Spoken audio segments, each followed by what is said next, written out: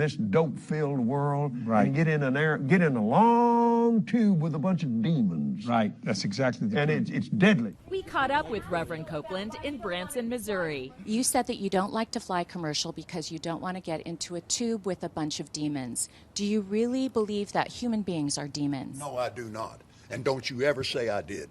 If I flew commercial, I'd have to stop 65% of what I'm doing. How much money did you pay for Tyler Perry's Gulfstream jet, for example? Well, for example, that's really none of your business, but... Isn't it the business of your donors? Listen, he made that airplane so cheap for me, I couldn't help but buy it. It's impossible to know exactly how many millions of dollars these ministries take in every year because they are not required to make financial disclosures of donations received. By the way, all of it is tax exempt.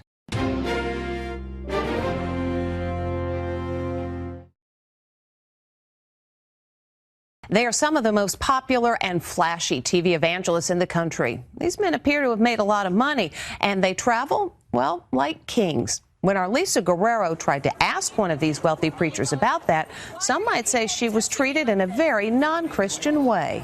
There ought not be any poor among you. They're among the most popular televangelists in America. I just need more. I just need more. And they're wealthy beyond imagination. One of my chandeliers costs more than most people's house. I got 22 chandeliers in the house. They live in huge mansions, drive fancy cars, and forget about flying coach. They own some of the best private jets money can buy. I got an intercontinental plane. Pastor Jesse Duplantis zips around in this Dassault Falcon 50 jet paid for by his church. Here he is boarding the plane with his wife for a short 1-hour flight from Fort Worth, Texas to his home outside New Orleans. Estimated round-trip cost, $14,000. If he flew commercial, it would be as low as $180. My congregation is the world. I need the plane. He says his jet allows him to better spread his message around the world, and it sure has taken him to some pretty nice places. 16 times to Hawaii alone since 2006. I really believe that if Jesus was physically on the earth today, he wouldn't be riding a donkey. Duplantis now wants an upgrade to this $54 million Dassault 7X that comes with lavish interiors. Only the wealthiest people in the world can afford such luxury. So for you that don't think I should have that plane, God told me to have that plane. When he didn't respond to our request for an interview, I met him at a book signing. Why do you need a $54 million private jet? We're not doing any kind of interviews right now. I'm in a book. I'd just like to know why you need keep your hands off me. Why are you people touching me like this? Because you need to wait. Let go of me. The next day, back on the pulpit, he joked about how his security got rid of me. She's gone. Boom. I could hear her holler.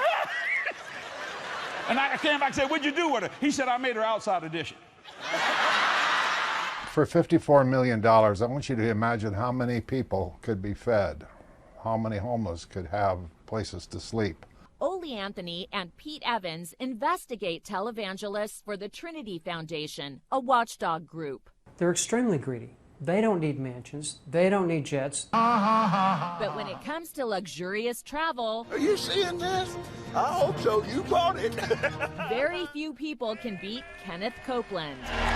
He even has his own airport next to his lovely mansion in Newark, Texas. Copeland actually has 2 private jets, a $20 million Citation 10 and a Gulfstream 5 jet that he recently bought from movie director Tyler Perry. He's flown his jets to his vacation ski resort in Steamboat Springs, Colorado, at least 143 times since 2000. So why not fly coach? Who better to explain his reasoning than to that other high-flying preacher, his good buddy Jesse Duplantis?